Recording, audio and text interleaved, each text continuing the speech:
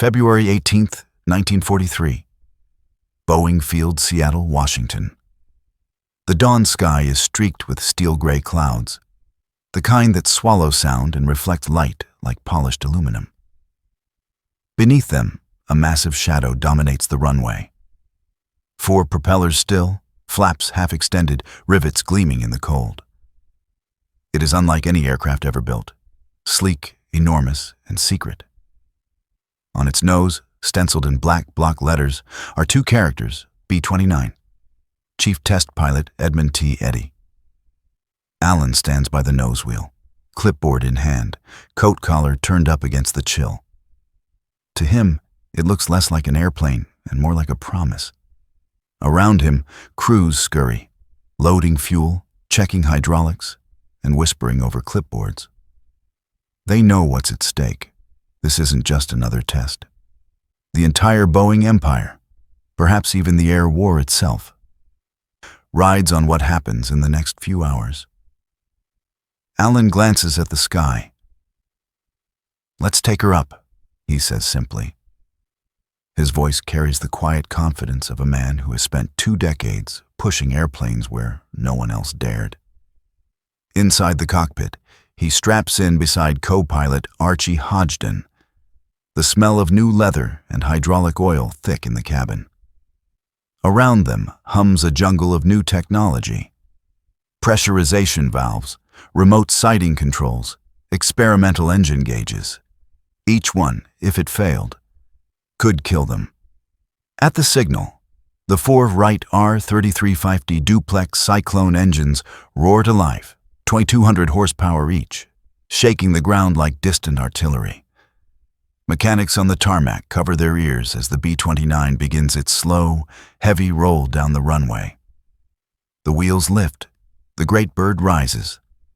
At 10,000 feet, Alan feels the first tremor. A brief shudder through the controls. At 12,000, a warning light flickers. Cylinder 6 overheating. Then another. Within seconds, all 4 engines are screaming at redline temperatures. "Ease her back," Hodgdon shouts. "I can't," Alan growls, sweat trickling down his temple. "If we lose lift now, we'll stall." The aircraft lurches violently. Smoke curls past the windows. Then, an explosion. Engine number 2 bursts into flame, its cowling peeling open like paper. The control yoke shakes in Alan's hands. He cuts power, feathering the prop. They limp back toward the field, the aircraft groaning under asymmetric thrust. The fire spreads faster than expected, magnesium, oil, and aluminum feeding the inferno. By the time Alan brings the nose around, the right wing is already melting. "Get ready," he yells, voice steady even as black smoke fills the cabin. "Hold on." Witnesses on the ground later said it looked like a comet, a streak of flame slicing through the clouds, breaking apart above the Seattle suburb of Fry's packing plant. The explosion shook windows 5 miles away. Alan and his 10-man crew died instantly. The plane, prototype B-29 Superfortress, was gone. Yet the fire that killed Edmund T. Allen would ignite something else, a fury of determination. Because inside Boeing's design vault, his notes survived. In neat pencil strokes, they outlined what went wrong and how to fix it. March 1943, Wichita, Kansas. The assembly hangar hums like a cathedral of industry. Overhead, cranes glide between ribs of aluminum skeletons, sparks rain down from welding torches. The metallic scent of oil and hot steel hangs heavy in the air. The tragedy in Seattle is still whispered in every corner. Alan's gone. But the work hasn't stopped. It can't stop. The B-29 program is already far too large to fail. More than 60,000 workers across 4 states depend on it. Machinists, riveters, draftsmen, pilots. The U.S. Army Air Forces have pinned their Pacific strategy on this machine. They need a bomber that can fly 3,000 miles, carry 20,000 pounds of bombs, and soar above 30,000 feet. beyond the reach of Japanese fighters and flak. Nothing like it has ever existed. At the center of the storm stands General Henry Hap Arnold, head of the USAF. He's not a man who takes impossible for an answer. Standing before a wall-sized blueprint of the B-29, he stabs a finger at the schematic. "I don't care what it takes," Arnold says. "We'll build this thing, and we'll finish it before the war ends, or we'll lose it." Engineers gather in emergency sessions. Allen's notes, scorched but legible, become gospel. The problem wasn't the airframe. It was the R-3350 engine, temperamental, under-tested, and running too hot under high load. The Army wants to replace it. Boeing refuses. They know that to change engines now would mean years of delay. So they rebuild. New baffles for cooling airflow, improved oil lines, redesigned cowl flaps. Crews experiment with firewalls and quick-release cowls so flames can be fought mid-air. It's dangerous, exhausting work. Test pilots joke grimly that you don't fly a B-29, you negotiate with it. Spring turns to summer. At Wichita Plant 2, the line stretches for nearly a mile. Giant aluminum wings lie in rows, their skins dotted with 1,000,000 rivets. Workers, most of them women, move like clockwork between stations. Rosie the riveter now wears goggles and a flight cap. "This thing's gonna end the war," one says, pounding a rivet home with rhythmic certainty. "Or kill us trying." By June 1943, the second prototype, B-29 41 18400, is ready. Test pilot Eddie Haynes climbs aboard, fingers brushing the worn yoke that still bears Allen's initials scratched into the metal, ETA. The engines cough, then settle into a steady rumble. He takes a breath, looks skyward, and says quietly, "All right, Eddie, let's finish what you started." The takeoff is smooth. The climb steady, 10,000 feet, 20,000, 28,000. The cabin hums like a pressurized capsule, warm air circulating evenly, frost creeping across the outside glass. Haynes reaches 31,000 feet. He levels off. Silence, except for the engine's hypnotic drone. For the first time, a bomber of that size has reached the stratosphere. Below them, the clouds stretch like snowfields. The crew exchange looks of disbelief. The altimeter ticks steady. No smoke, no fire, no shaking. "Holy hell," the co-pilot whispers. "We made it." Haynes smiles faintly, gripping the yoke with reverence. "She flies," he says, voice trembling. "She finally flies." The report electrifies Washington. Within days, Arnold authorizes full-scale production, 1,000 bombers, then 3,000. Entire towns are built to house the workers. Convoys of freight trains haul engines, wings, and turrets to Marietta, Georgia, Renton, Washington, Bellevue, Nebraska. The logistics rival the Manhattan Project in scope and in cost. Yet beyond the blueprints and budgets, there lingers something deeper. The ghost of the man who first took her to the sky and paid for her wings with his life. By early 1944, the Superfortress is no longer just an experiment. It's a symbol, the most advanced machine ever to take flight. But its true test is yet to come, over waters halfway around the world, where Japan's cities wait beneath the clouds. June 15th, 1944, Chengdu, China. The dawn is thin and dusty, smeared with the smoke of burning charcoal. From the cracked concrete of Kwanghan Airfield, rows of enormous silver bombers glint in the pale light. Each bears a new insignia, a white star in a blue circle, wings spread wide across the fuselage. Ground crews swarm around them like ants, loading 500-pound bombs, checking fuel lines, securing the last bolts on the belly turrets. This is Operation Matterhorn, the first long-range bombing campaign against the Japanese home islands. And for the first time in history, an aircraft is about to take off from the Asian mainland to strike the heart of Japan itself. Captain Virgil Fields, 40th Bomb Group, runs his gloved hand along the side of his B-29.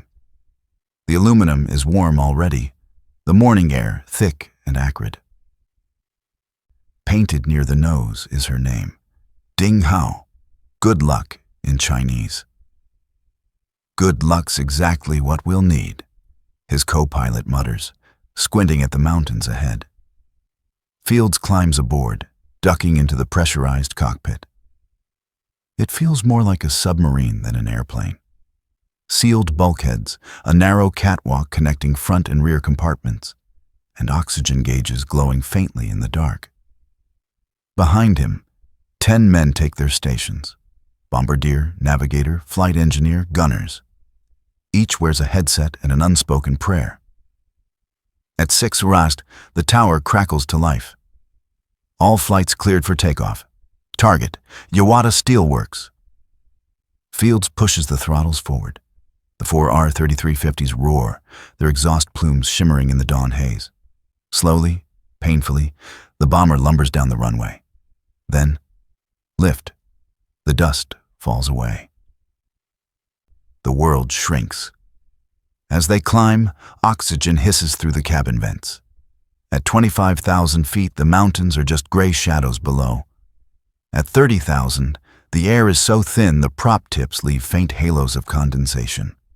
The Superfortress lives up to its name. It's flying higher than any Japanese fighter can reach. Hours later, Yawata, northern Kyushu. Night has fallen. Below, an ocean of lights. The first industrial city in Japan to be bombed since Doolittle's daring raid 2 years earlier. The bombardier peers through the Norden's sight, crosshairs steady on the target. Doors open, Fields says quietly. Hydraulics whine. The wind screams. 10 tons of bombs fall silently into darkness. Seconds later, the ground erupts in rolling sheets of fire. The steel plant vanishes beneath smoke and flame. From above, it looks almost unreal, like watching thunderheads bloom in reverse. But triumph turns quickly to terror. Bandits, 12 o'clock high. Out of the dark, bright tracers streak upward, Japanese Ki-45 Toryu fighters, clawing desperately for altitude. But they can't reach the B-29's level. Their engines sputter and stall below 27,000 feet.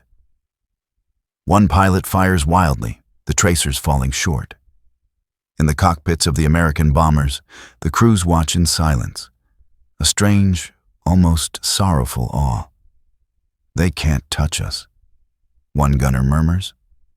The Superfortress fleet turns home, the bomb bays empty but their hearts heavy. They've seen what power looks like from 30,000 feet. The edge of heaven and hell. When the first B-29s land back in China, their crews are half delirious from fatigue. The mission has lasted nearly 16 hours. Reporters swarm the airfield, scribbling notes. How high did you fly? One asks.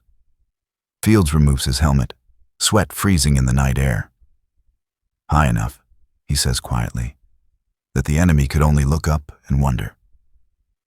That night, telegrams flashed to Washington and Tokyo alike. For the Japanese High Command, it's a shattering realization. The war has come home, and their skies are no longer safe. For General Arnold and Boeing's engineers, it's vindication. But even as America celebrates, a darker chapter is already taking shape. One that will test the B-29's might and humanity's conscience in ways no one yet dares to imagine. March 9th, 1945. Tinian Island, Mariana Islands. The briefing room hums with cigarette smoke and exhaustion. Maps of Tokyo, Nagoya, and Osaka line the walls, covered in grease pencil lines and colored pins. At the front stands General Curtis LeMay, a man whose blunt voice can cut through steel. He slams a pointer against the map of Tokyo's eastern wards, Sumida, Koto, Taito, dense clusters of wooden homes and factories. Tomorrow night, he says, we hit them with everything we've got. Around him sit pilots and crew chiefs of the WWII Bomber Command, hundreds of them, all veterans of previous raids that failed to cripple Japan's war industry. The high-altitude bombing runs had been accurate in theory, but in practice, wind shear, cloud cover, and engine icing had scattered bombs miles off target. LeMay's new plan was brutal in its simplicity. Drop lower, strip the guns, and burn the city to the ground. By midnight, 334 B-29s wait on Tinian's runways, engines idling, exhaust flames dancing in the tropical darkness. Each carries 6 tons of incendiaries, M69 napalm bomblets packed into cluster casings. Mechanics wipe sweat and fuel from their faces. The air reeks of gasoline and nerves. Captain Robert Morgan, pilot of Dauntless Dottie, looks toward the black horizon. 30,000 feet kept us safe, he mutters, but it didn't win the war. His co-pilot nods grimly. Then maybe tonight, we fly through hell. At 1:00 a.m., the first formation lifts off. Engines thunder like an approaching storm. The bombers climb to only 7,000 feet, barely half their normal altitude. Below, the Pacific gleams silver in moonlight. Inside the cockpits, men sweat despite the wind blasting through open vents. Oxygen masks hang unused. At this height, they can smell the ocean and oil and fear. 3 hours later, Tokyo. A black sea of rooftops spreads beneath them, nearly invisible except for the faint orange glow of cooking fires. The lead pathfinders drop magnesium markers, white stars blossoming in the dark. Then, the second wave arrives. When the first incendiaries hit, they burst like liquid fire, splattering across tar paper roofs. Within minutes, thousands of blazes merge into one vast inferno.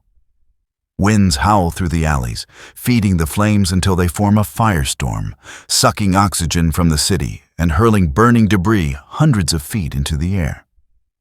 From 7,000 feet, Morgan and his crew watch in stunned silence. The clouds beneath them are glowing red, alive and boiling. "God Almighty," whispers the bombardier. "It's the whole city." The heat is so intense it buffets the bombers upward, turbulence from the rising air currents of burning Tokyo.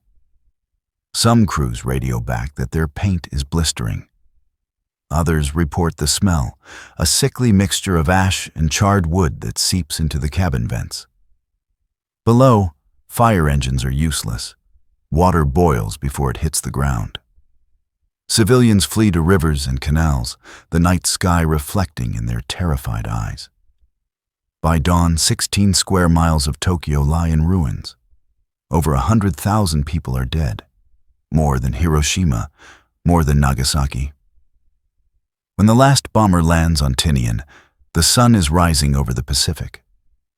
LeMay meets the returning crews, his expression unreadable. "You did your job," he says simply. That's all.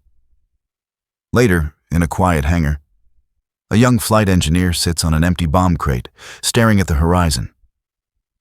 "We were supposed to be above it all," he murmurs.